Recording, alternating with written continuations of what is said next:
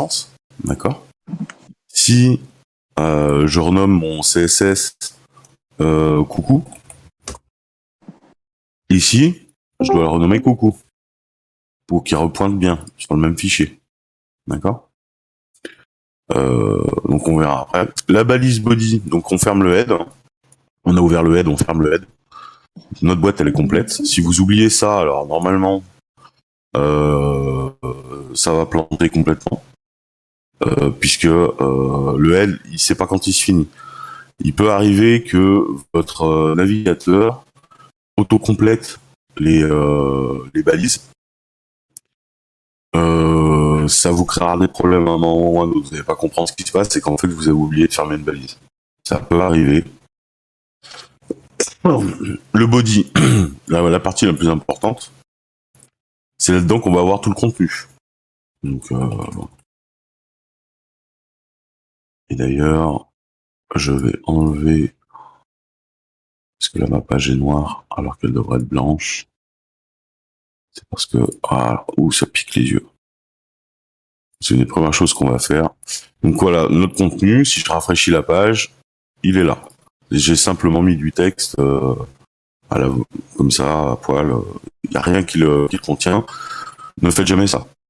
Vous allez devoir, chaque chose que vous allez écrire devra être dans une boîte, dans une balise.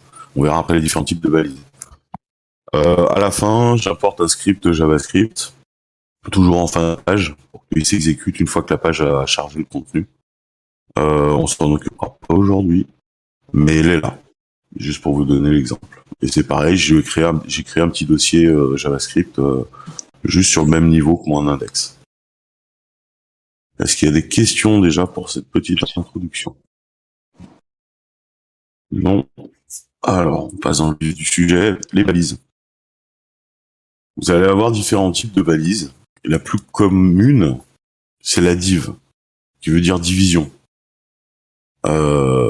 Cette div, elle a une particularité, c'est qu'elle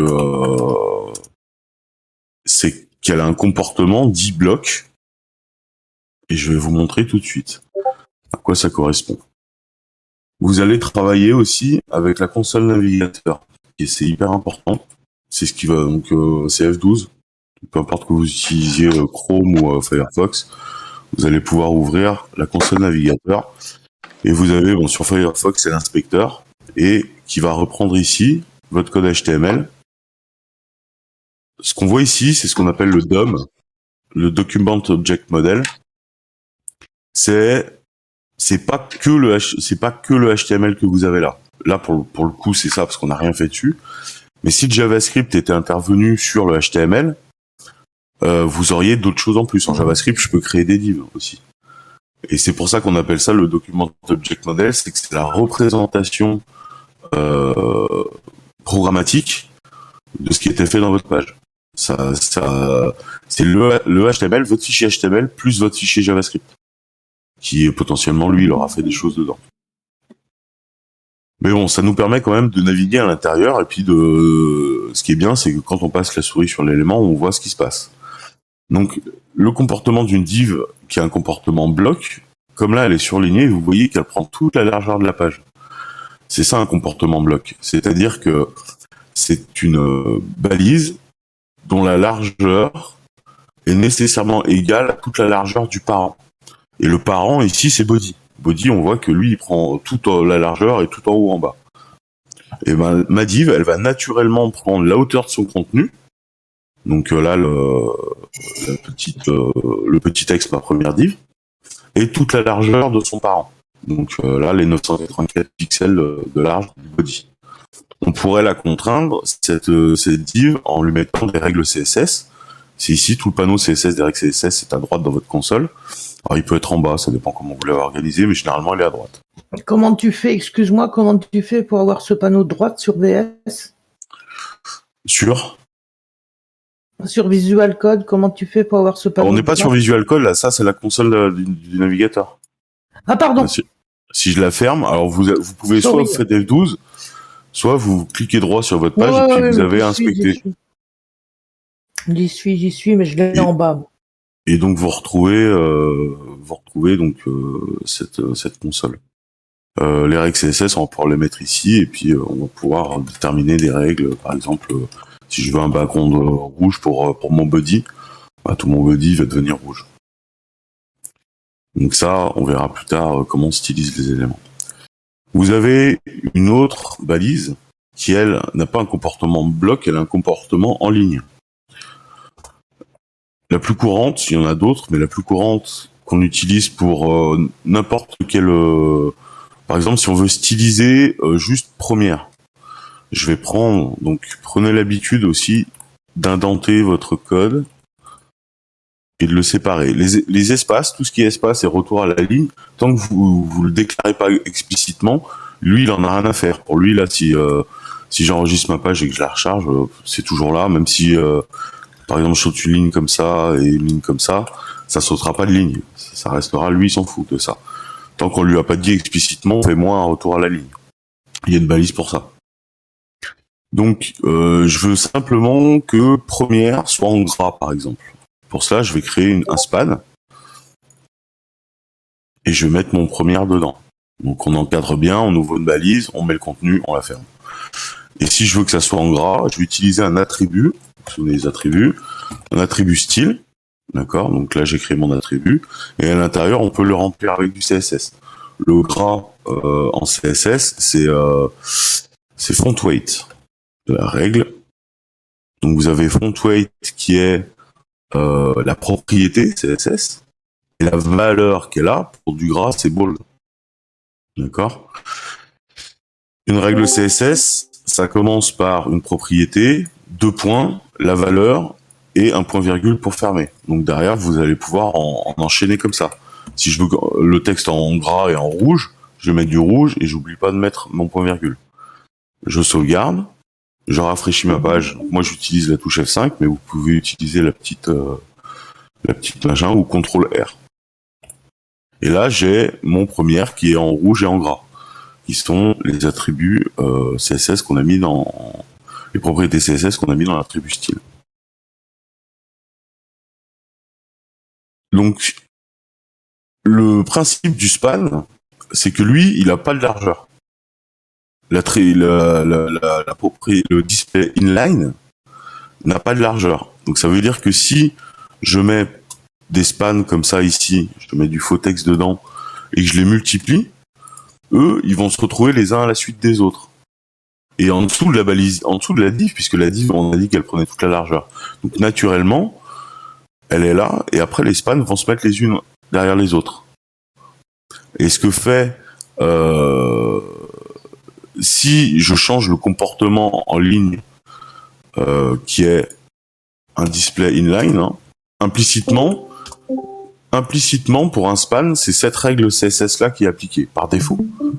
Mais vous voyez bien que là, je peux le changer. Et si je lui mets un display bloc, ça va le transformer entre guillemets en div. Si là je mets un bloc, maintenant mon span il prend toute la largeur de mon parent, qui est toujours le body. Et à partir de là, vous pouvez contraindre des éléments à se comporter comme vous voulez. C'est pas rien n'est pas fixé. Alors, c'est une très mauvaise habitude de faire ça. Essayez autant que possible de garder les comportements par défaut de vos éléments. Un display, normalement, à part le display none qui va vous servir à ne pas afficher, vous n'avez pas de raison de dire qu'un span va devenir un bloc, à moins que vous en ayez réellement besoin. Parce que vaut mieux aller changer, dans ce cas-là, vaut mieux aller changer le code en disant c'est plus un span, maintenant c'est une div. Et là, vous vous retrouvez avec un comportement bloc normal. D'accord ? Et vos spans prennent toujours ça. Et ce qui est pratique, c'est que le span, lui, va prendre forcément la largeur et la hauteur de son contenu. Donc ça peut être utile pour faire des cadres, pour faire des stylisations un peu sympas. C'est de dire je sais que mon span il s'adapte à son contenu. Moi je veux que je veux mettre une bordure par exemple. Ce qui peut être sympa. Ici on va mettre un border donc de 1 pixel, de style solide, et puis un bleu par exemple. Alors là le bleu il est pas forcément ouf. Donc, ce qui est bien aussi dans la console, c'est que vous pouvez choisir, vous avez un petit sélecteur de couleurs. Aujourd'hui, c'est très bien fait, qui vous permettent de styliser en direct. Et là, puis on va modifier, voilà, on lui met une bordure de 11 pixels, par exemple. Ça, donc ça, c'est le SPAD. Il nous sert à ça. Donc ces deux éléments-là, vous allez les utiliser quasi constamment. Vous allez les utiliser quasi constamment. C'est vraiment les briques de base en HTML et vous devez faites pas l'économie dessus. Hein. Il y a d'autres, on va pas parler de sémantique HTML parce que le but du jeu c'est que vous ayez les bases pour commencer à vous amuser. Un jour, je ferai un cours sur la sémantique HTML en utilisant des balises très spécifiques qui signifient quelque chose pour à la fois Google, mais à la fois pour l'accessibilité et pour tous les malvoyants. Eux, ils ont des logiciels spécifiques pour naviguer dans les pages qui vont se repérer par rapport à ces balises très spécifiques. Vous avez par exemple la section, vous avez la balise menu aussi aujourd'hui qui existe. Vous avez la balise article aussi qui existe. Et tout ça, c'est des balises qui ont que le rôle de représenter des parties de page web, mais sans en influencer. Elles ont tous le même comportement qu'une div. Donc, c'est pas utile pour l'instant. Vous n'avez pas forcément à le savoir. Vous en aurez besoin si vous êtes professionnel et que on vous demande de faire un site qui soit accessible. Vous allez être obligé de passer par là. Donc, ce qu'on va faire, c'est qu'on va essayer de faire une petite page web de quelque chose que vous aimez bien. Et pour ça, on va commencer avec un titre pour dire, ma passion, c'est ça. Donc, je sais pas, moi j'aime bien les Lego, donc je vais mettre Lego. Alors, j'utilise une balise H1. Dans la balise H1, c'est une balise de titre. Donc, le HTML a été fait pour organiser aussi vos documents, et vous allez avoir potentiellement différentes titres. Donc, on a H1 et ça va jusqu'à H6. Donc vous avez H1, H2, H3, H4, H5, H6. Aujourd'hui, moi, je vous ai mis dans le pack, je vous ai mis ce qu'on appelle un reset CSS. C'est-à-dire que c'est si vous allez voir le fichier CSS, j'ai déjà mis tout ça dedans.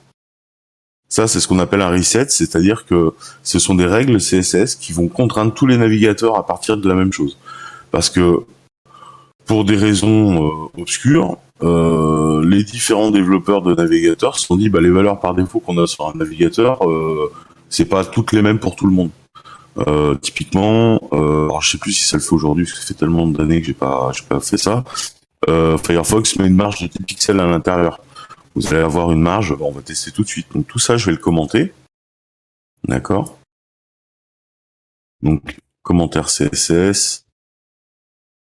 Et on va commenter toute cette partie de bloc pour qu'elle agisse plus aujourd'hui sur la page. Mais c'est surtout parce que les balises de base, elles ont un style de base.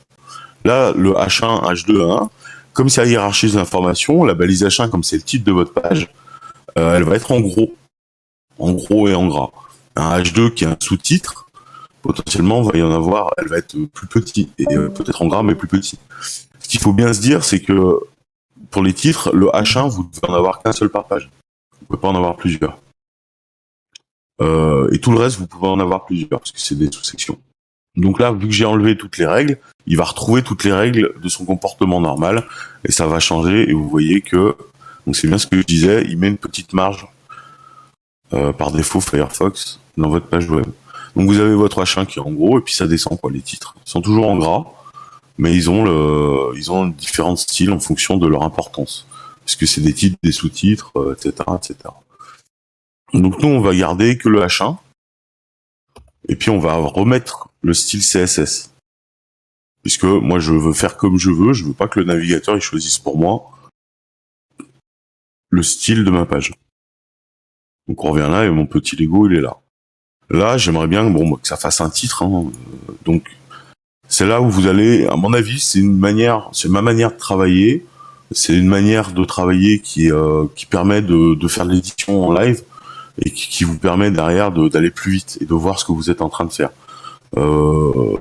C'est mieux que de faire des allers-retours. Alors mieux c'est de travailler aussi avec deux écrans, parce que travailler avec un écran partagé, vous voyez, vous n'avez pas énormément de place. Et donc moi je vais travailler directement là-dedans. Donc soit je fais une règle directe, mais comme on a dit qu'on n'allait pas utiliser le CSS pour l'instant, qu'on allait travailler que avec le HTML, je vais cibler mon H1, donc je sélectionne, je vais dans la balise de droite, je vais dans le petit élément qu'il y a là, et puis ici je vais commencer à éditer le CSS. Donc par exemple, on sait qu'on veut du gras. On a vu que le gras c'était font weight. Je peux mettre bold. Je peux mettre même bolder. Alors ça fait pas grand chose. Mais vous pouvez avoir avoir des polices qui ont l'option d'être encore plus grasses qu'elles ne sont grasses. Donc c'est pour ça qu'il le met. Alors dans le font weight, à part bold et normal, le reste vous l'utilisez quasiment jamais. En fait. Tout est là. On va pas passer du temps à vous parler de ce que c'est un initial, un inherit, même si ça sera important à terme. Plus vous avancerez dans le CSS et plus vous en aurez potentiellement besoin. Le mieux, c'est de jamais en avoir besoin. C'est surtout ça. Donc moi, je veux du gras. Donc je me mets du gras. Je veux qu'elle soit gros, parce que c'est le titre principal de ma page. Vous avez une règle qui s'appelle font size. Et ici, vous allez pouvoir dire en pixels, ou en d'autres unités, on les verra pas aujourd'hui, mais la taille de votre titre. Bon, c'est un titre, moi j'aimerais, on va mettre 30 pixels, on va voir si ça passe. Ouais, c'est pas assez gros. Donc là, vous pouvez soit écrire à la main, soit vous pouvez utiliser les flèches de votre clavier pour monter et descendre. Et ça va grossir en direct live. Ça, c'est hyper pratique. Donc 60 pixels, c'est un peu gros, on va dire 50. J'aime bien les chiffres ronds. Et donc, le H1, par défaut, lui, il a un comportement bloc aussi, vous voyez, qui prend toute la largeur. Ce qui fait que, en fait, vous avez une boîte avec du texte dedans, et ce texte-là, il peut être aligné comme vous pourriez aligner sous Word, à gauche, à droite, au centre. Et donc, c'est ce qu'on va faire ici. On va faire text align, qui est la propriété d'alignement, et puis je vais mettre center. Et mon texte se retrouve au milieu. Donc, c'est pas mal. Le rendu plutôt pas mal. Donc, ce que je vais faire, parce que je suis une grosse feignasse, c'est que je vais aller copier. Donc, je double-clique sur ma balise, là. Je vais double-cliquer sur mon attribut style. Et je vais aller tout sélectionner. Et je vais simplement le copier dans mon HTML. Parce que je suis une feignasse. Et que ça va super vite comme ça. Et là, tout ce qu'on a mis, c'est de maintenant dans votre fichier. Vous pouvez recharger votre page. Tout est là. Et vous pouvez continuer à travailler comme ça. Si là, maintenant, vous avez envie de changer, par exemple, on veut une marge, on veut pas que ça soit collé vraiment au haut de la page. Je dis, bah moi, je veux une marge au-dessus pour que ça descende un peu le titre, que ce soit un peu plus joli. Vous avez le margin, donc vous avez le margin tout court qui va vous gérer les 4 valeurs au bas gauche droite. Mais nous, comme on gère que la margin haute, c'est margin top. Et margin top, pareil, je vais lui dire, je veux 10 pixels par exemple. Et ça va descendre de 10 pixels. Et donc, ce qui est intéressant de voir, donc vous reprenez toujours pareil, donc soit vous le rajoutez, soit vous sélectionnez juste ça, puis vous allez le coller au cul, hop là. Ce qui est intéressant de voir, c'est que du moment qu'on a mis une marge, bah, j'ai ma barre de scroll qui est apparue, puisque, en fait, notre page, elle était à 100%, elle n'avait pas besoin de hauteur de scroll ou quoi, mais du moment qu'on a rajouté une marge en haut, bah, ça a poussé le cul de la page plus bas, et lui, il s'est dit, bah merde, je suis obligé de mettre un petit ascenseur pour que vous puissiez scroller. Donc on a notre titre, moi c'est des Lego, moi j'aime bien ça. On peut aussi travailler, la police c'est dégueulasse honnêtement, moi j'aime pas, là on est en Time New Roman par défaut. Et bah pareil, votre body il peut ramasser aussi, il peut ramasser du CSS. Donc on va lui dire que pour toute la page, je vais utiliser font family, donc qui est la propriété qui va gérer les polices que vous allez utiliser. Et puis, ce qui est bien avec ça, c'est que vous avez des familles par défaut. Donc là, par défaut, on est en serif. Donc c'est une famille serif qui est utilisée. On peut utiliser une famille sans serif. Et là, il va aller chercher, en fait, dans votre système, que ça soit Mac, Linux ou Windows, il va aller chercher la famille par défaut qui est utilisée pour le sans sérif, le sérif, ou par exemple, vous voulez dire, moi je veux une famille monospace. Famille monospace, donc c'est des caractères à largeur fixe. Et lui, il va aller en prendre une. Vous décidez pas, mais vous pourriez lui dire, moi je veux de l'Arial spécifiquement. Donc là, vous êtes obligé de spécifier Arial. Et vous lui donnez. Mais faites attention avec ça, parce que tous les systèmes Windows aujourd'hui ont de l'Arial. C'est pas dit qu'un système Linux en est. Donc quand Linux, lui, ça va arriver chez lui, Arial, il l'a pas, il va prendre la police par défaut du navigateur qui est peut-être Time Roman ou du Ubuntu ou j'en sais rien. Donc faites très attention avec les noms de police en tant que tels, parce que le système qui peut lire peut ne pas les avoir. Et s'il les a pas, bah, ça va complètement péter votre design et les gens se foutront de votre gueule. Donc il y a aujourd'hui, on peut importer des polices directement dans les pages web, et ce qui fait que tout le monde aura les polices, téléchargera la police et l'aura sur son système. C'était pas possible il y a quelques années. Aujourd'hui, on peut le faire. Donc moi, je remets du sans sérif, que c'est ce que je veux. Et puis comme j'aime pas, je suis en train de me péter les yeux, je vais dire, je veux que le fond de ma page, donc je devrais utiliser background color. Mais background, ça va aussi parce que dans background, vous pouvez mettre plein de choses. Sur les couleurs, soit vous utilisez, donc là il me propose, vous voyez, j'ai tout un éventail de couleurs qui sont en toutes lettres. Alors vous pouvez les utiliser, il n'y a pas de souci, mais généralement c'est des couleurs qui sont assez criardes et c'est pas ouf. Le mieux, c'est que vous commenciez à vous habituer à utiliser des polices en format hexadécimal. Alors, prenez pas peur. Ça commence par un hashtag, et puis derrière, si par exemple je veux du noir, je mets que des zéros. Et vous avez techniquement un bloc de 2 zéros, ça représente un canal. Vous êtes en canal rouge, vert et bleu. Comme moi, par exemple, je voudrais du gris, bah je vais utiliser CCCC en fait, qui correspond à une valeur en hexadécimale de, vous pouvez la connaître, vous allez dans votre calculette, vous passez en programmeur, mettez en hexadécimal, et CC, ça vaut 204. Donc sur tous mes canaux rouge, vert et bleu, j'ai une valeur de 204, ce qui fait que ça me donne un gris. On pourrait faire pareil, donc en fait CCCC, normalement vous êtes toujours obligé d'avoir 6 caractères, mais comme il sait qu'il va avoir 3 C encore derrière, on peut le raccourcir en CCC, mais c'est l'équivalent de ça. D'accord? C'est comme s'il y avait 6 C. C'est pareil pour 3 zéros, quand vous avez que des zéros, ou c'est les raccourcis qu'on peut utiliser. Moi j'aime bien le 333, ça fait un gris sympa, un peu souris.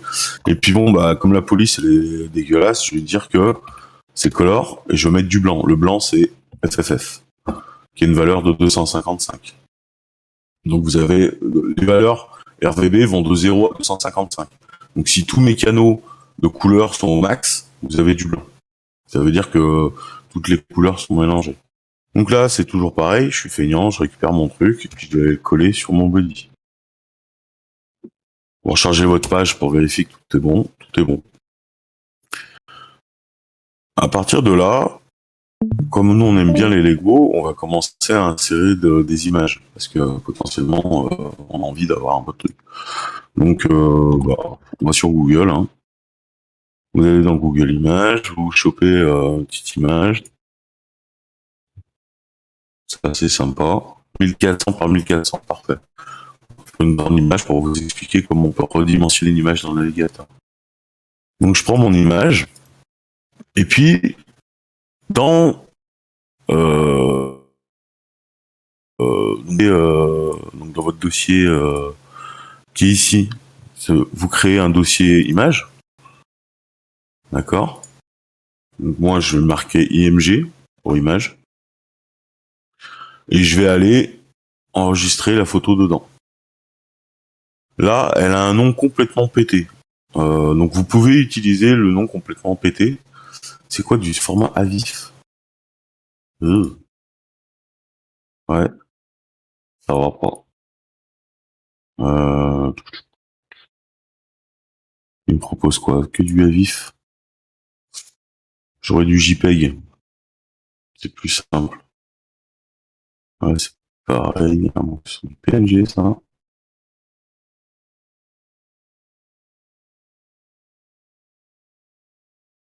Ouais, très bien. On va prendre ça. Vous passez votre image ici, l'autre ça dégage. Bon, ici elle a un nom un peu plus sympa, mais c'est pas grave, on va la renommer quand même. Donc là, image accueil, par exemple. Cette image-là, maintenant qu'elle est dans votre dossier image, donc mon dossier image qui est ici, hein, quand vous avez VS Code, ce qui est bien, c'est que vous pouvez lire dans VS Code les images, les PDF maintenant. Vraiment, il a une visionneuse pour à peu près tout. Et vous allez déclarer une balise image ici. Elle se ferme automatiquement, la balise image. Elle n'a pas besoin de fermeture. Puisqu'elle n'a pas de contenu techniquement. On va pas écrire l'image à l'intérieur. On pourrait, hein, mais ça se fait pas comme ça. L'attribut qui va mener à votre image, c'est l'attribut src pour source. Et là, vous savez que vous devez aller dans votre dossier image et aller prendre imageaccueil.png. Alors, VS Code vous le propose, lui il va chercher pour vous et il vous la donne. J'enregistre et puis j'affiche dans ma page web tout de suite.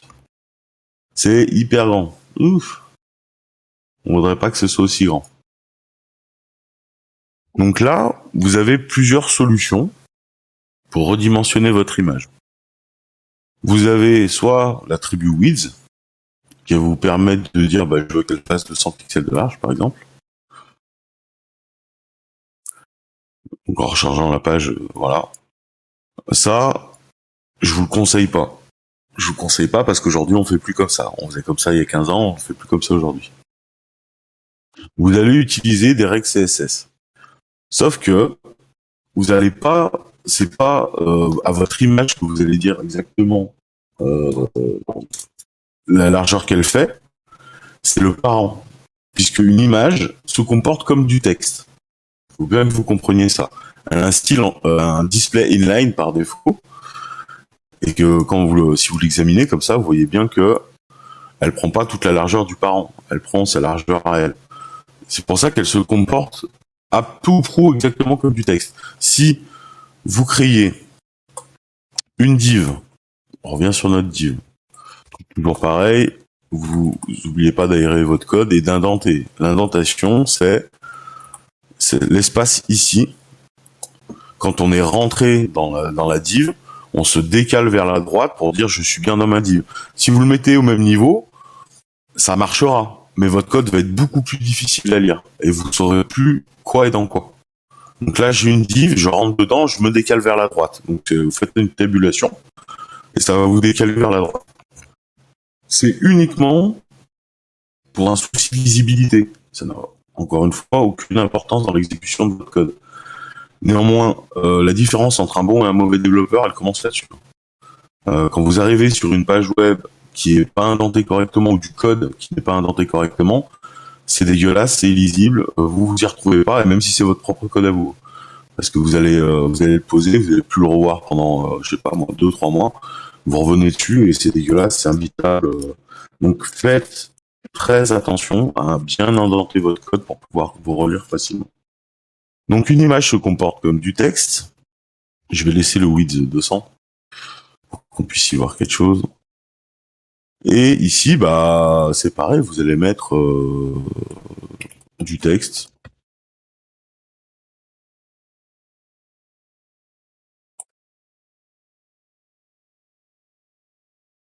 Et quand vous allez afficher, votre image va se retrouver entre le texte. Elle va exactement se comporter comme du texte. Pour lui, c'est pareil. Donc ça, c'est pratique si vous voulez mettre des petits smileys ou des petites images dans votre texte. Ça peut être pratique. Ça peut être pratique aussi pour faire du texte qui vont embrasser l'image. Donc pour ceux qui ont déjà fait du print, c'est pour ceux qui ont déjà fait un peu du Photoshop ou des choses comme ça, vous pouvez prendre du texte et faire en sorte qu'il suive les contours de l'image, par exemple. Donc c'est pour ça que l'image se comporte comme du texte potentiellement. Vous pouvez arriver à faire ça aussi en web. Ce qui est très sympa d'ailleurs, hein. Tu peux amener des choses très sympas. Donc, vu que ça se comporte comme du texte, on va pas dire que c'est l'image à laquelle on mettra une largeur. Donc là, j'enlève pour vous montrer. On va dire que c'est le parent qui va contenir à l'intérieur la chose qui va porter la largeur. Donc si je passe dans l'inspecteur, je vais dire que ma div ici, comme on sait qu'on peut lui mettre des valeurs de largeur, je vais lui dire, toi, tu fais une largeur de 500 pixels. Donc là, ma div fait vraiment 500 pixels. Si je le regarde, elle arrive en plein milieu de mon image qui doit faire 1400 et des bananes, mais elle fait 1500. 1502, elle est carrée. Donc elle doit faire 1500, et on arrive, voilà. Et l'image, elle a pas bougé. Et c'est là où on va être un peu sioux, et on va dire à mon image, ta largeur, c'est 100% de ton parent. Et automatiquement, elle va venir s'adapter à notre div qui fait 500 pixels. En plus, comme c'est du PNG, on peut arriver à faire un petit style sympa. Si derrière, je mets un fond à ma div, donc je sais pas, on va lui mettre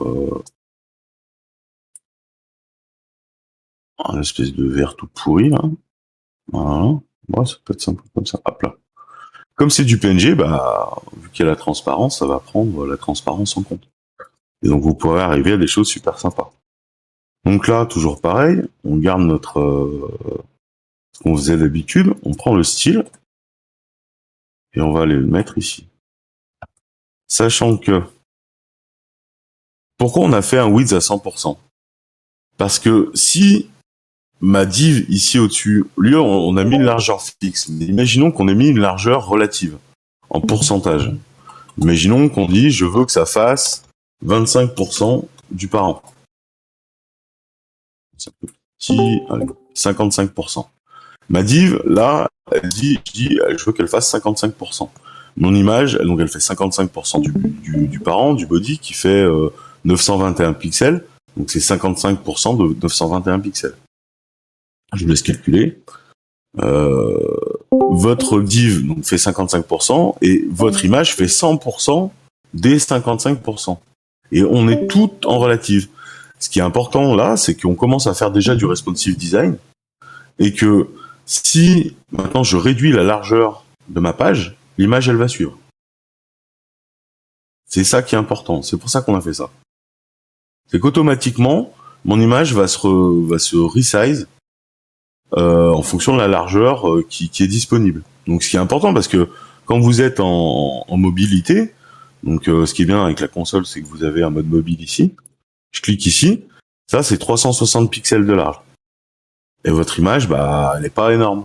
Alors que si et pourtant votre texte est resté le même, hein, si vous regardez bien, parce que le texte, on n'a pas fait en sorte qu'il soit responsive, lui. Si on remet notre largeur ici de 500 pixels, bah ça va dépasser. Et c'est plus responsive. Ça n'a plus aucun intérêt. Votre site, il est visible que sur un navigateur qui fait au moins 500 pixels de large. Là, vous êtes obligé de scroller pour voir l'image, quoi. Ce qui est pas cool. Donc c'est pour ça qu'on va garder ces valeurs relatives, tout en pixels, qui vont nous permettre de faire ça. Mon image, j'aimerais bien qu'elle soit centrée. Là, vous allez prendre des marges et vous faites auto. Hyper simple. Le margin auto vous permet de centrer automatiquement les éléments. Attention, des éléments dont on a précisé une largeur. Parce que si vous dites, mets-moi des marges automatiques pour centrer mon truc, mais vous lui avez pas mis de valeur, bah sur quoi il se repose pour pouvoir calculer, lui? Il peut pas. Donc, comme il est capable de dire, bon, ça fait 50%, et je mets des marges automatiques sur 50%, il va prendre les 50% restants, il va les couper en deux, et il va les répartir à gauche et à droite. Si on survole ici dans la console, on voit bien qu'on a notre élément et on a tous les bords jaunes à gauche et à droite qui sont les marges. Elles sont représentées comme ça sur un navigateur. Donc sur Chrome, je crois qu'elles ont une couleur différente, elles sont orange, il me semble. Mais voilà, c'est l'idée. Donc je vais prendre mon petit code et puis je vais aller le copier-coller directement à l'intérieur donc de ma div. Et pour mon image, c'est déjà fait.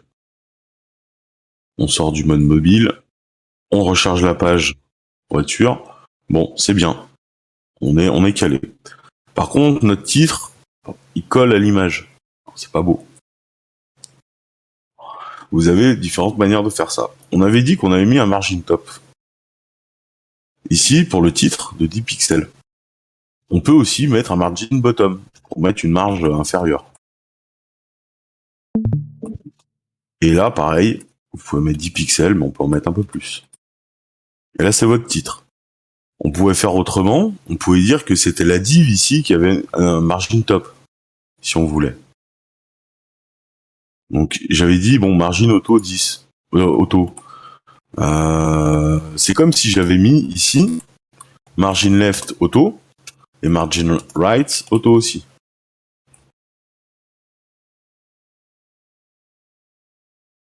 Et qu'on peut compiler en margin auto. Lui, il va prendre, et vous voyez que quand je mets cette règle-là, il enlève les deux autres. Et si je déplie ici, je vois que toutes mes marges, top, right, bottom et left, elles sont toutes en auto.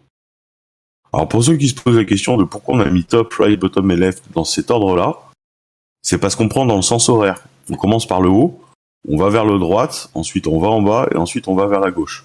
Toutes les valeurs qui concernent les côtés en CSS sont dans le sens horaire. Ça suit cette logique-là.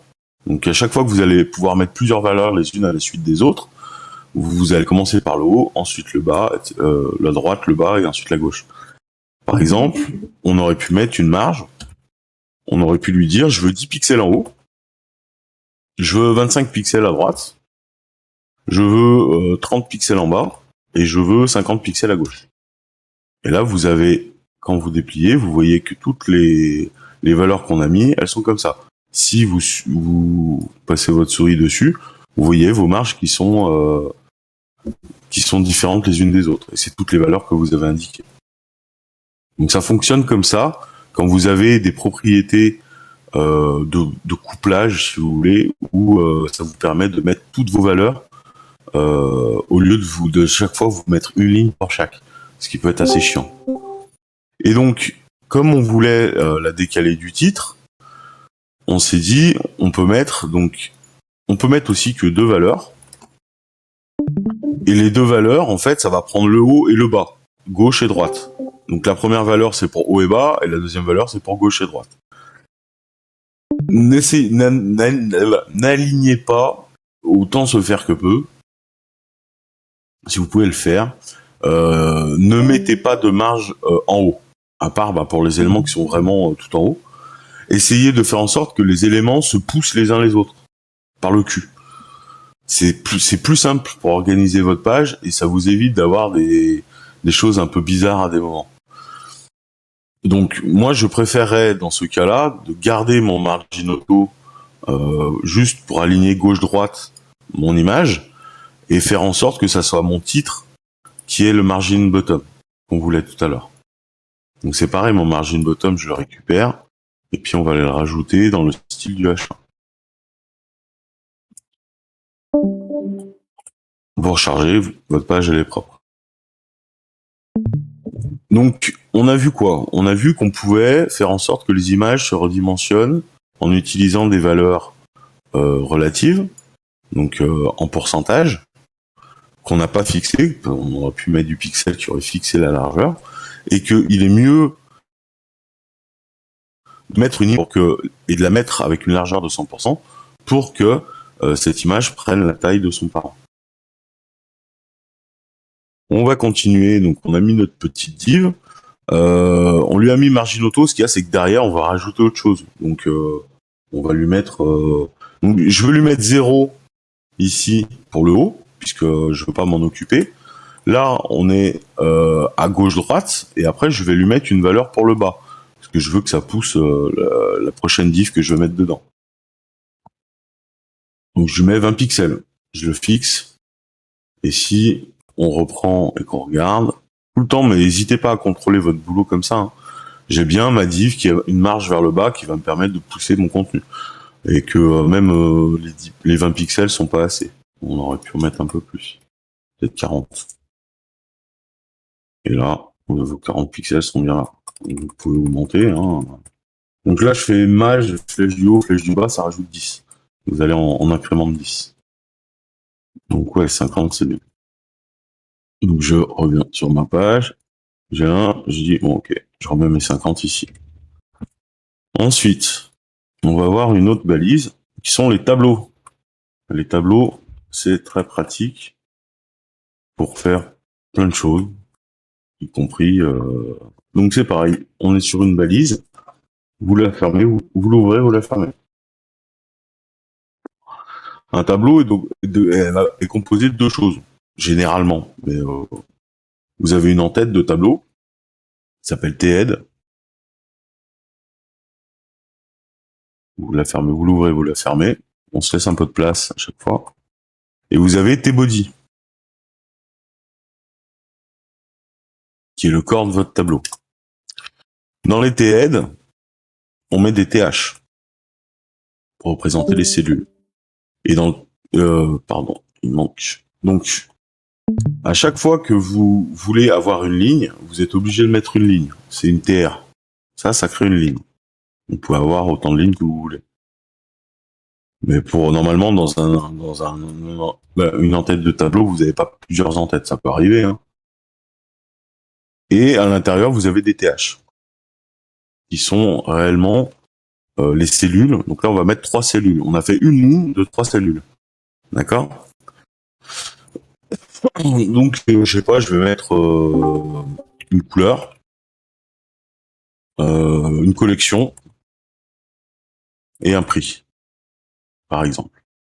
Donc ça, ce sont mes trois en-têtes de tableau. Je charge dans ma page, couleur, collection et prix.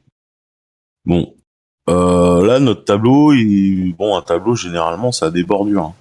Donc c'est là où on va commencer à foutre des bordures. Et c'est là où on va commencer à faire du CSS, parce que vous allez pas vous faire chier à mettre un style à chaque fois sur chaque TH. Vous êtes obligé de le faire pour chaque élément. C'est à ce moment-là qu'on va commencer à créer des règles. Donc, je vais donner un nouvel attribut qu'on n'a jamais vu, mais qui est un des attributs les plus courants en HTML. C'est une classe. Une classe, c'est une étiquette. Et cette étiquette, là, ici, on veut le tableau, on va appeler ça description, par exemple. Description table. En anglais, c'est mieux de coder en anglais. Votre classe description table, donc une classe, vous pouvez mettre tous les caractères que vous voulez dedans. Sauf, vous ne commencez pas par un chiffre, ça c'est interdit. Alors ça marchera, hein, mais je vous le déconseille très fortement. Vous ne commencez pas par un chiffre, vous pouvez le mettre après votre chiffre, hein. Ici, au milieu, voilà. Pour séparer, vous pouvez utiliser des underscores pour séparer les mots que vous allez mettre dedans. Vous pouvez utiliser aussi des tirets. Vous le verrez très très souvent, les tirets, si vous faites un peu plus de code à l'avenir. Moi, je préfère utiliser des underscores, c'est un choix personnel. Ne me jugez pas. Vous pouvez en mettre plusieurs des classes. Donc là, je peux mettre OK, par exemple, et je peux mettre coucou. Donc là, j'ai 3 classes. Et chacune vont nous servir d'étiquette pour répercuter sur le CSS ce qu'on veut viser. Donc à ce moment-là, on va reprendre notre CSS qui est ici. Je vais le foutre en bas. Voilà, comme ça, on a divisé notre fenêtre en deux. Et je vais commencer ici après le reset. Et pour viser dans mon CSS le tableau description table, une classe, on utilise un point. Et comme vous êtes feignant, vous faites un copier-coller directement. Et après, vous faites les curly braces qui sont Alt Green 4 et Alt Green plus sur votre clavier pour ouvrir et fermer les moustaches de la balise CSS. Donc, comme en HTML, vous avez une ouverture qui est composée de ce qu'on appelle le sélecteur. Vous ouvrez avec la moustache et vous fermez avec la moustache fermante. Et là-dedans, vous allez pouvoir mettre les mêmes choses qu'on a mis tout à l'heure dans la console. Par exemple, on peut lui mettre un fond. C'est le même langage, hein, c'est du CSS qu'on utilisait tout à l'heure. Et ici, du rouge, par exemple. Du rouge en hexadécimal, c'est FF et 4.0 après. Et là, si j'actualise ma page, tout mon tableau a un fond rouge. D'accord ? Nous, ce qu'on voulait faire, c'était se dire, je veux viser mes TH pour qu'elles aient une bordure blanche. Donc, vous prenez votre classe, vous en créez une autre, vous ouvrez, vous fermez, et en fait, on va venir viser les TH du description table. Parce que si on crée un autre tableau avec un autre nom, avec une autre classe, on va pouvoir aussi viser ces TH indépendamment des autres, pour créer des règles qui soient uniques à ce tableau. Donc je vise les TH, je mets simplement TH. Mon sélecteur, donc qui dit mon table, et les TH qui sont à l'intérieur, pour dire les TH, toutes les TH qui sont à l'intérieur, je fais simplement un espace entre les deux. Et mon sélecteur, on verra après dans la console à quelle gueule ça fera ça. Donc je veux des bordures, bordure c'est border, et je veux un pixel de large, de style solide et en blanc. Je vais mettre du blanc. Je recharge ma page, et vous avez vos bordures. C'est un peu petit, je vais zoomer, voilà. Vous avez vos bordures de tableau. D'accord ? Donc toutes mes TH ont pris. Si on regarde dans l'inspecteur, je prends les TH, et on voit ici la règle que j'ai mis dans mon CSS coucou, la règle description table TH. Donc, voilà. Et on voit bien que c'est la règle que j'ai appliquée. Si je crée un autre tableau, j'en crée un autre en dessous, et je lui change son nom. Là, ça va être price table, par exemple. On va avoir que des prix. Ici, je vais mettre un prix hors taxe, un prix TTC, et puis la TVA, par exemple. Ce tableau-là va exister, mais n'aura pas les mêmes règles que celui que j'ai mis, puisqu'on n'a pas visé, price table, on a visé description table. Donc c'est à ça que ça va vous servir derrière. Si vous voulez pas les mêmes bordures, donc vous dupliquez et ici vous prenez votre classe, vous changez juste la classe de devant et comme ça vous avez décrit pour les deux. Et ici, je sais pas, je veux pas du blanc, je veux, je sais pas, du vert par exemple. Et j'enregistre, je recharge ma page et vous avez vos bordures vertes. Ok. Donc ça vous permet donc de cibler divers éléments et de créer des règles communes aussi. On se dit que, par exemple, on veut que tous nos tableaux ils aient un fond gris, par exemple. Je vais mettre du gris ici. Et donc vous avez votre description de table, ok, mais je veux aussi que mon autre tableau il en ait. Donc vous mettez une virgule, vous prenez votre classe price table, vous la mettez à la suite, on n'oublie pas le point, donc là c'est pas bon, ça va pas viser, il manque le point. Je mets le point pour viser la classe, parce que tout à l'heure on a visé la TH et j'ai pas mis de point devant. Parce que quand vous mettez pas de point, vous visez en fait une balise HTML. Vous visez vraiment ça. On aurait pu viser la balise table. Hein. C'est ce qu'on va même faire ici, parce que là c'est trop compliqué pour ce qu'on a à faire. Donc je veux que mes deux tableaux ils soient en fond gris, et ça fonctionne. Et j'ai une règle pour tous mes tableaux, et une règle pour chaque TH de mes différents tableaux. Et donc, comme cette règle-là, on veut que ça soit tous nos tableaux de tout notre site web qui ait un fond gris, et que de toute façon tous les tableaux vont être marqués table, je peux simplement écrire ici table. Et ça va me prendre tous mes tableaux. On vérifie, ça fonctionne. D'accord? Ça vous permet de créer vraiment des règles génériques ou des règles plus spécifiques en fonction de vos cas, en fonction de... On peut même aller beaucoup plus loin derrière. Quand vous allez travailler en mobilité, on va même pouvoir mettre des règles qui seront spécifiques pour certaines largeurs d'écran, par exemple. Donc, on a nos TH. On sait aussi qu'on voudrait que nos tableaux ils soient un peu plus espacés les uns des autres. On peut déjà créer une règle. Je veux que les marges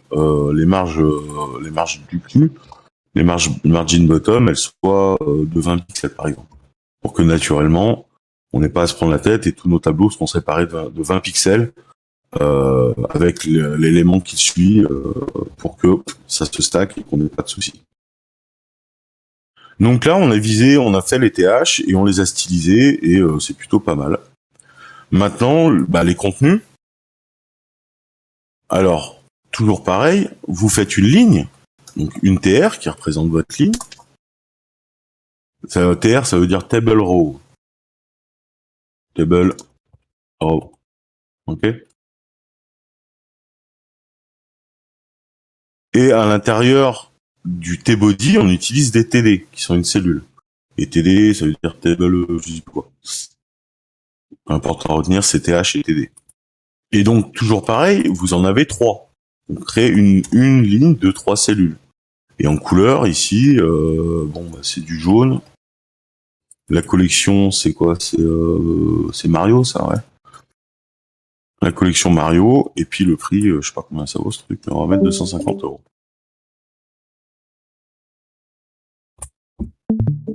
Et là, vous voyez que comme on n'a pas mis de cellules, de style sur les TD, putain, ça fait chier, mais elles ont pas de bordure. Et comme tout à l'heure, vous rajoutez une nouvelle règle, cette fois en allant viser les TD au lieu de viser les TH. Donc vous reprenez votre règle et vous allez avoir une règle commune pour les deux. Et là, vous avez vos bordures. Donc à l'aide de ça, vous allez pouvoir réellement styliser au poil de cul de grenouille ce que vous voulez. Si vous voulez que vos TH elles soient d'un gris un peu plus foncé, vous allez uniquement créer une règle pour les TH. Donc on revient comme on était tout à l'heure, et puis on veut un background. Et là, je vais mettre un gris, voilà, ça. C'est le même qu'en haut. Un gris un peu plus foncé, voilà. Et là, vous avez vos entêtes qui ont pris le gris un peu plus foncé, et vos cellules qui restent transparentes et qui prennent la couleur de fond qu'on a mis dans le table. On pourrait aussi surcharger les TD, en créant une règle spéciale pour les TD, qui donnerait une couleur. Pour ça, vous êtes obligé de créer une règle spécifique, et mes TD, je les veux jaunes.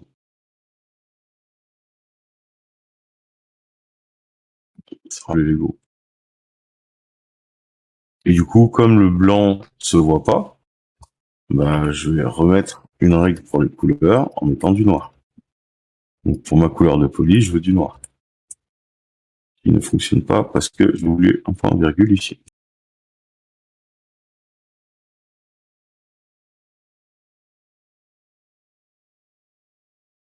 Donc voilà ce que vous pouvez faire très facilement, simplement avec tout ce qu'on a là, ici. Vous pouvez déjà faire un site web relativement correct. Relativement correct. Ça cassera pas non plus des barres par rapport à un Twitter ou autre chose, hein. Mais si votre désir c'est simplement pour votre client qu'il ait une liste avec tous ses prix, voilà, vous pouvez déjà faire des tableaux, vous savez mettre une image. Vous pouvez mettre une image dans une cellule aussi. Ça fonctionne. Vous n'êtes pas limité. Et là, comme tout à l'heure, vous allez devoir mettre les règles. Donc, vu qu'on a vu ça, on peut maintenant arrêter d'utiliser les styles, parce que ça devient hyper illisible. et se dire j'aimerais bien les mettre ici. Donc on sait qu'on avait une règle pour le body, on la recrée et on va venir prendre notre règle qu'on avait en haut, donc il manque le petit fonte F, et puis vous remettez ça en ordre. On peut enlever la balise style. On avait pareil tout notre H1. Pareil, on recrée une règle pour notre H1. Et là, toujours pas de point, puisque c'est vraiment, je vise le H1. Et là, notre div A, ce qu'il y a, c'est que des divs, on peut en avoir potentiellement plusieurs. Bah ouais, mais on sait faire des classes. Donc on met une classe. Et là, on va dire que c'est l'image box, par exemple.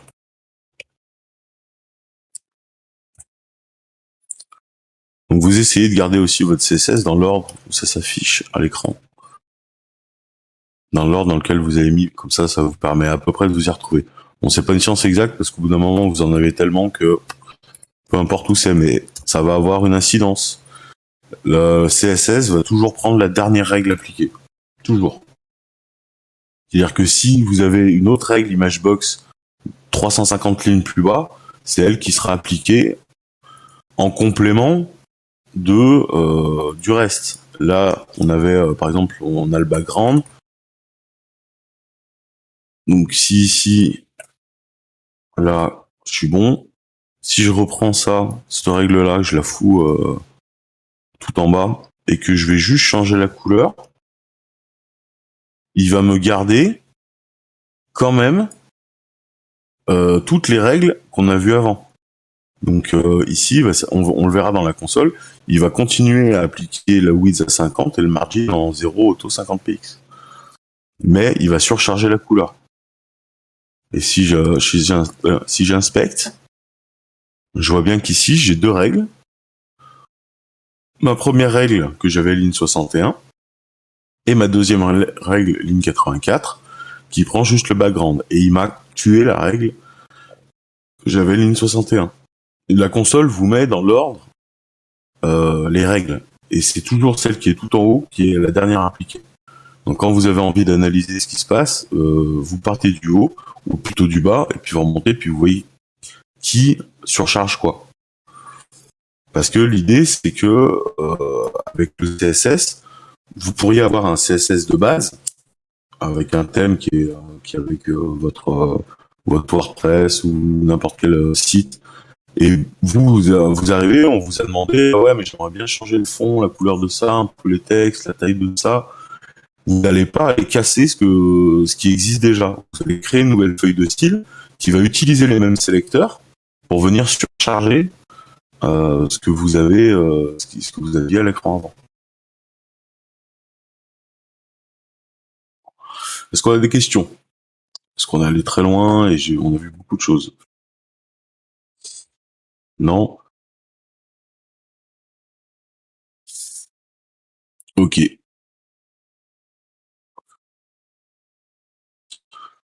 Donc deux exemples de tableaux, et vous voyez que même si on remplit pas le T-body, lui il s'en fout, hein, il va rien mettre à l'intérieur. Toutes vos cellules peuvent être travaillées comme des divs avec des marges intérieures, pas extérieures mais intérieures. On l'a pas vu encore, c'est le padding. Là, pour l'instant, on n'utilisait que des marges extérieures, mais on peut utiliser aussi des marges intérieures. Et par exemple, pour nos TD de notre tableau, on va mettre un padding pour que ça soit un peu plus sexy. Et on va dire que on a 10 pixels de padding à l'intérieur, et ça va naturellement nous mettre 10 pixels à l'intérieur. Ça fait beaucoup 10 pixels hein, pour une cellule de tableau, mais bon, potentiellement vous pourriez avoir un gros tableau et à l'intérieur plein d'images par exemple. Si vous voulez mettre vos photos de vacances dans les cellules, vous pouvez, et ça peut être joli d'avoir une marge intérieure qui soit assez grosse pour pouvoir présenter bien vos photos. Quoi d'autre? On va voir les listes, puisque c'est important. On voudrait ici, on sait que pour chaque tableau, Ici, on peut dire que c'est description.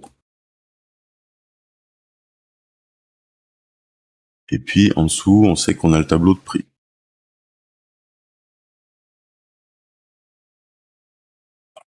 Quand on regarde ce que ça nous donne ça. Donc si je reviens à 0, c'est tout petit. Hein. Donc c'est là où il faut que vous gériez. Voilà, j'avais zoomé. On voudrait un sommaire au début de notre site avec des liens qui vont nous amener vers les descriptions et les prix. Pour ça, on va utiliser des listes. Donc, les listes se présentent de cette manière-là.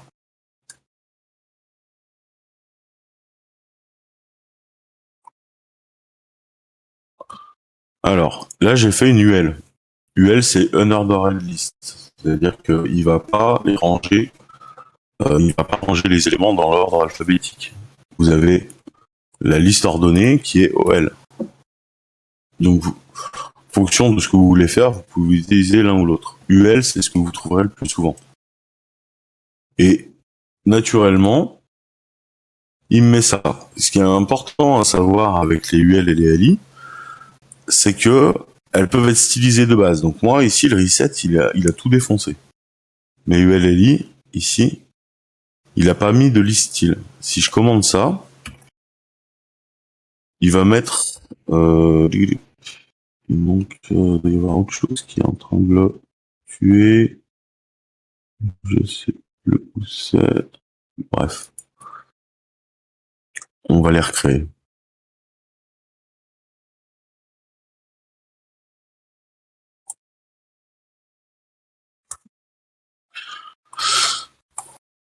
Et par exemple, je veux que il y ait des cercles. C'est quoi? C'est la ligne qui était pétée. Non, lui là. C'est que.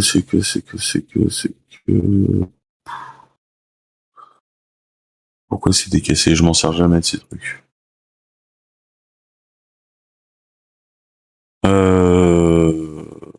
Normalement, vous pourriez avoir des petites décorations qui vont se mettre directement. Donc, quand vous savez pas, vous allez chercher sur la documentation du MDN et ils vont vous donner, voilà. Normalement, le ULLI, ça ressemble à ça. Ça va automatiquement vous mettre des puces pour faire une liste de choses. Et là, on les a pas. Alors, soit c'est parce qu'elles sont de la même couleur. Non, on les a pas parce que... Qu'est-ce qui s'est passé? Je dois avoir une règle qui contraint fortement.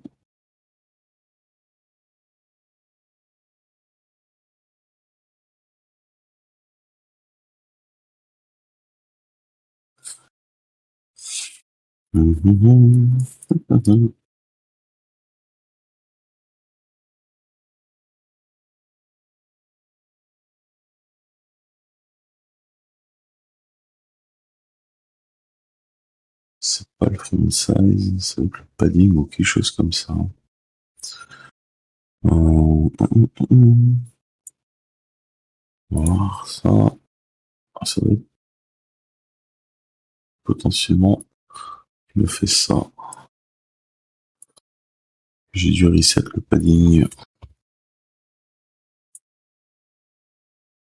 Ouais, c'est ça. Donc potentiellement, c'est parce que le padding a complètement inhibé, padding à 0 de mon reset a complètement inhibé le fait qu'il y ait un padding naturel sur des listes. Donc une marge interne qui permet d'afficher automatiquement les petites puces. Alors ce qui est bien, c'est qu'on a plusieurs types de puces. Donc, vous pouvez choisir donc les 1, 2 en décimale. Vous avez le circle pour mettre des cercles. Ça, vous en avez tout un tas. Hein. Donc là, la console vous les propose. Vous pouvez parcourir pour choisir celle qui vous plaît le plus. Ça peut être sympa. Bon, apparemment, c'est style laotien. On va garder celle-là. Et ça doit être 1 et 2 en laotien, je pense. J'imagine. Et donc, on rajoute ça.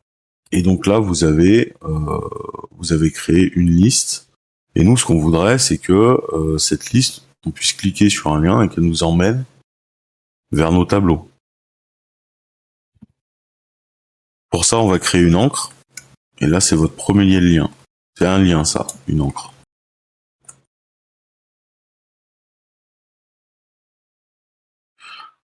Donc, à l'anatébut hypertexte référence, href, qui va prendre deux choses possibles.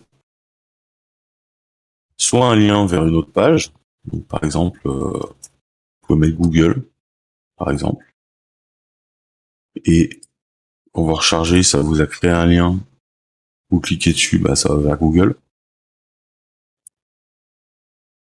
Voilà, parce que j'ai oublié ça.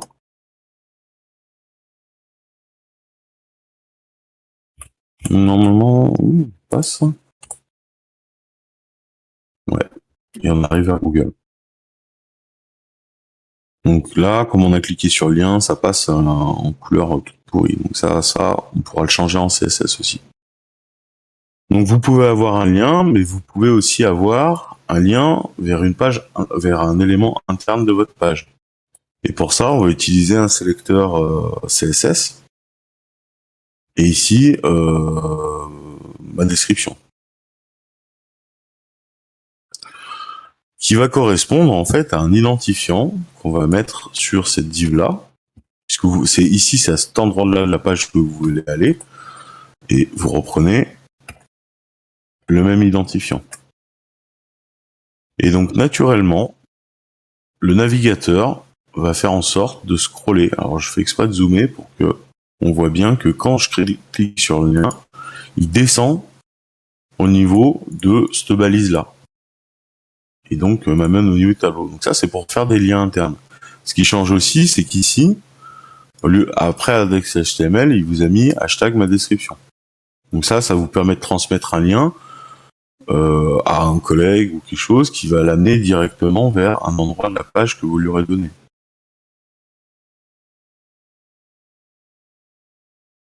Et vous pouvez faire pareil, du coup, pour l'autre.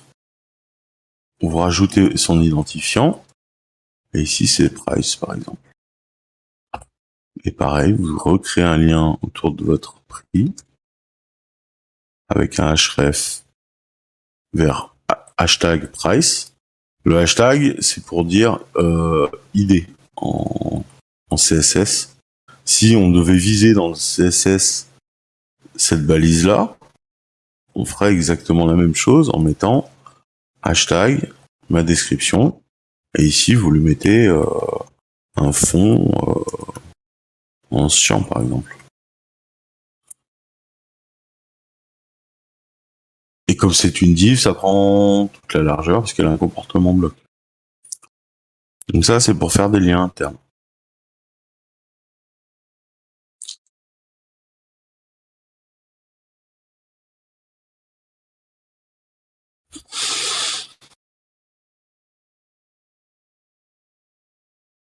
Est-ce qu'il y a des questions?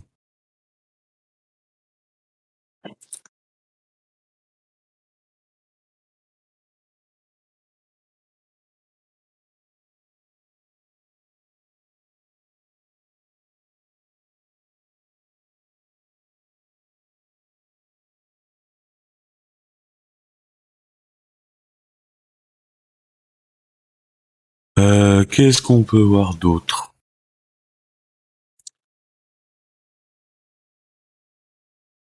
On peut voir les paragraphes. C'est important, les paragraphes. Un paragraphe, c'est une balise P.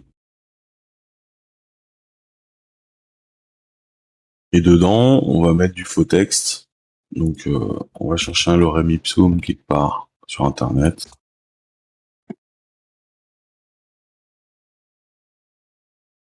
Donc, du faux texte. Je veux... Voilà, il propose 5 paragraphes. Moi, j'en retiens. Là, je vais chercher du faux texte pour simuler un paragraphe.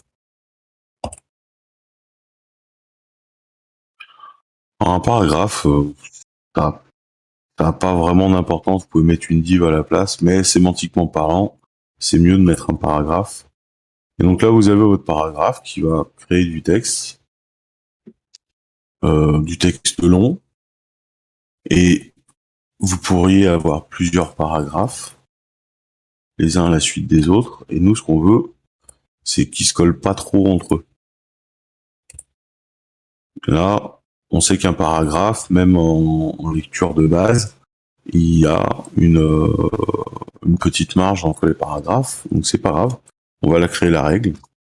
Mes paragraphes, j'ai un margin bottom de 10 pixels par exemple. Et vous allez avoir plusieurs paragraphes. Ces paragraphes-là ont un comportement bloc aussi. Ils prennent toute la largeur du parent. Ce qui est important et ce qui peut être sympa quand vous faites des paragraphes comme ça, c'est potentiellement de mettre des images à l'intérieur, comme je disais tout à l'heure, où le texte va encadrer l'image. Donc imaginons que vous vouliez faire ça. Ce que vous allez faire, c'est remettre une image. Donc on va reprendre notre image là-haut. On va lui changer sa width pour cette fois avoir et on va le mettre directement à l'intérieur, mais on va lui mettre 200 pixels de large, 100 pixels. On veut une petite image à côté. Donc là, bon, c'est pas ouf. Ce qu'on va faire, c'est qu'on va dire à cette image, on va lui donner une nouvelle règle qui est un flottant, qui vous permet, comme ça, je l'ai mal fait. Normalement, on va essayer de la foutre à l'intérieur. Pour voir ce que ça donne.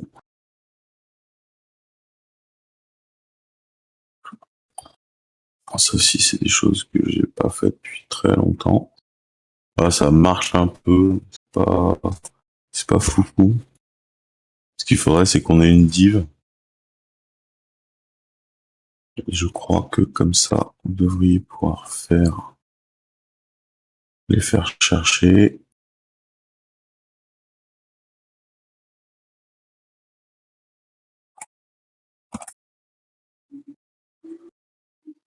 Après, il va falloir gérer ce qu'on appelle le dépassement des flottants.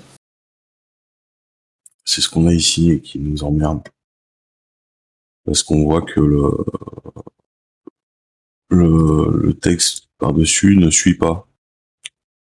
Prenez votre image, on le refait. Ouais, c'est bien ce que je pensais. On va être obligé de dire à lui. C'était pas forcément le bon exemple.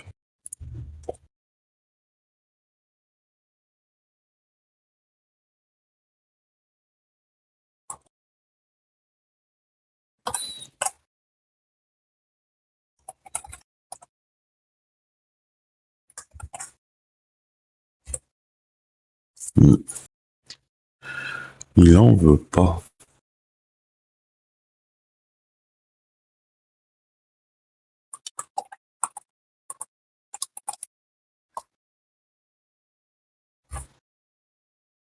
Il en veut pas du tout. Bon, ça marche pas. Enfin, je revois cet exemple. C'est un exemple qu'on utilise. Personne n'utilise honnêtement. On voit plus aujourd'hui des images qui sont gérées comme dans des bouquins. Sur Internet, vous avez toujours un bloc texte et un bloc image. On peut utiliser un tableau. Hein. Vous allez avoir la cellule de gauche avec le texte, la cellule de droite avec l'image, ou inversement. Ce qui peut être un bon exemple dans notre cas. Hein. On pourrait le faire ici, puisqu'on a un tableau qui est tout prêt. On crée une ligne. On sait qu'on a 3 cellules. On va mettre notre texte directement dans la cellule centrale, notre image dans la cellule de gauche. On va lui enlever le flottant, puisqu'il ne sert plus à rien. Ça, on n'a pas besoin. Et vous vous retrouvez avec ça. Sachant que maintenant, vous pouvez travailler sur vos cellules de tableau avec en travaillant la verticalité. Par exemple, en disant que mon tableau, donc on avait son, normalement, on n'a pas une règle pour price table. On va la créer, c'est pas grave. Donc vous faites plus, ça va vous choper la classe. Et à partir de là, vous avez une règle qui s'appelle vertical align et c'est middle. Ça prend pas parce que ça doit être sur les TD. Donc on va prendre les TD du tableau. Et là, votre image se retrouve bien au milieu de la cellule, ce qui réduit la taille du tableau. Parce que si on l'enlève, ça fait ça. Ok.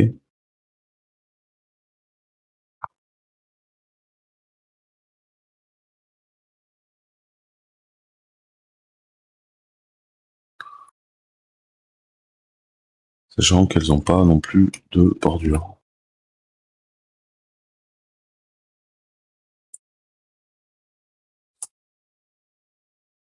Prenez votre règle et vous allez foutre dans votre CSS. Et voilà, c'est à peu près tout ce dont vous avez besoin pour commencer. Si vous arrivez à mettre ça en pratique,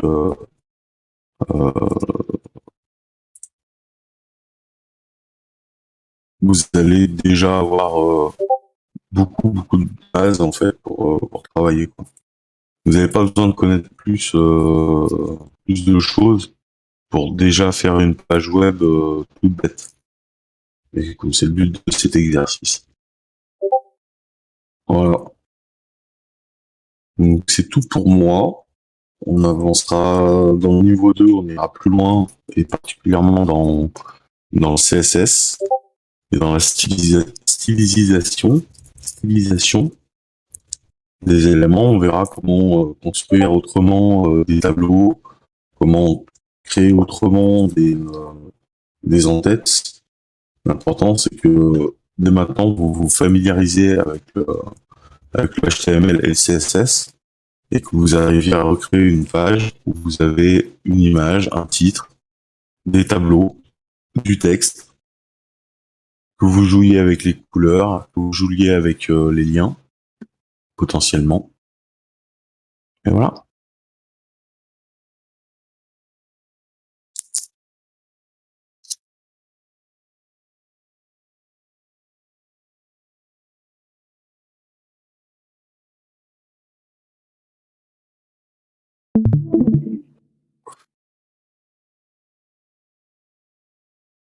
Bah, ça aura pris beaucoup moins que 4 heures.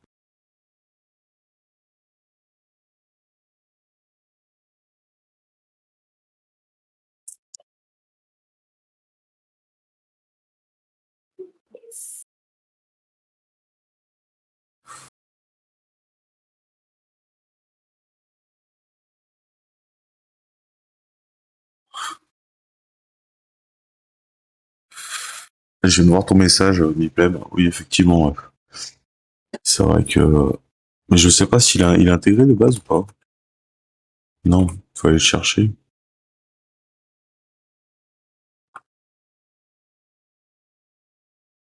Non.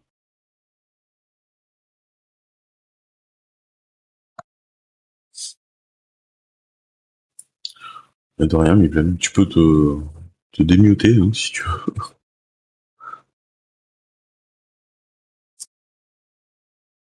Normalement, là, t'as tout ce qu'il te faut pour commencer à coder. Hein.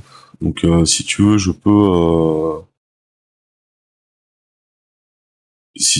peux envoyer l'exercice qu'on a fait pour que tu puisses revoir un peu tout ce qu'on a créé et pouvoir analyser un peu plus le code. Tu pourras faire toi-même de ton côté, pouvoir comparer. D'accord.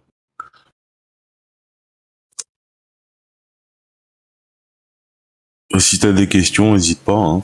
On peut voir des cas particuliers maintenant.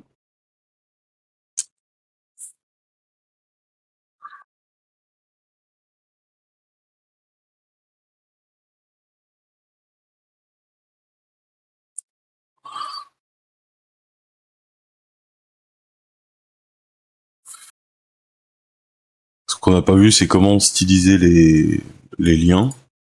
Mais potentiellement, bah là, ça peut être un petit exercice. Tu vas voir comment on gère les liens sur le MDN. Ah, le reset. Bah, pourtant, c'est quelque chose qu'on est censé apprendre dans les cours de base. C'est quelque chose d'hyper important. Et beaucoup de gens se lancent dans le web en disant ouais, c'est cool. Puis ils comprennent pas pourquoi c'est pas le même rendu sous Chrome et sur Firefox, et que bah, c'est parce qu'ils ont oublié le reset. Et le problème, c'est que quand vous êtes trop avancé dans un projet, vous pouvez quasiment pas mettre de reset. Parce que vous êtes obligé de repasser de partout. Donc, vu que ça aura tout cassé. Donc, vaut mieux l'avoir dès le départ. Donc là, tu l'as dans le fichier que je t'ai donné.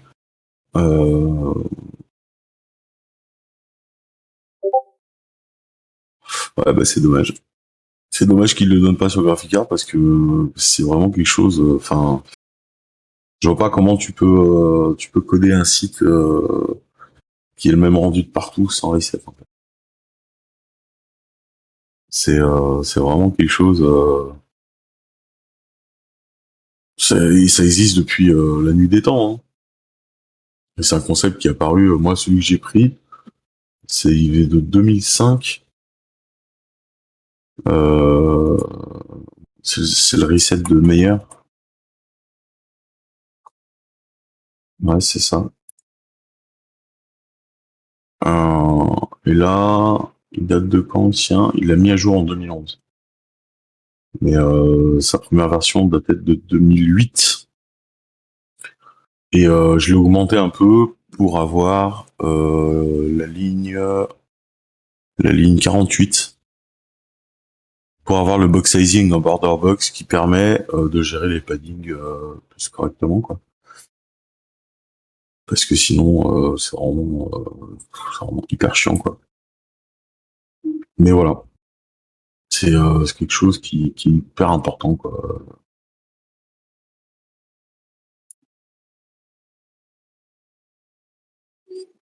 Donc oui, c'est un mec, oui, meilleur. C'est Eric A. Meyer qui écrit le guide définitif du CSS chez O'Reilly, quoi. C'est pas Joe le Prolo. Donc bon,